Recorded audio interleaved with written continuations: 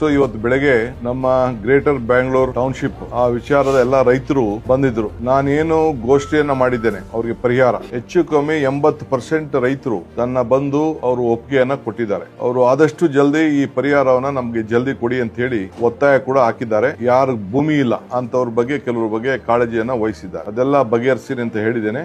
ಒಟ್ಟಾರೆ ಗ್ರೇಟರ್ ಬ್ಯಾಂಗ್ಳೂರ್ ಅಥಾರಿಟಿಗೆ ಸಂಬಂಧಪಟ್ಟಂತ ಹೊಸ ಟೌನ್ಶಿಪ್ ಬಗ್ಗೆ ಆ ರೈತರು ಯಾರು ಬಂದು ತನ್ನ ಒಪ್ಪಿಗೆಯನ್ನ ಶಾಸಕರ ಪ್ರಮುಖ ಸಮ್ಮುಖದಲ್ಲಿ ಬಂದಿದ್ರು ಅವರೆಲ್ಲರೂ ಕೂಡ ಈ ಸಂದರ್ಭದಲ್ಲಿ ನಾನು ಅಭಿನಂದಿಸ್ತೇನೆ. ಇನ್ನ 3 ದಿನದಲ್ಲಿ ನೋಟಿಫಿಕೇಶನ್ ಆಗಿ ಜೂನ್ ಮೊದಲನೇ ವಾರದಿಂದ ಅವ್ರಿಗೆಲ್ಲ ಹಣ ಬಿಡುಗಡೆ ಮಾಡುವಂತ ಕೆಲಸ ಮಾಡ್ತೇನೆ.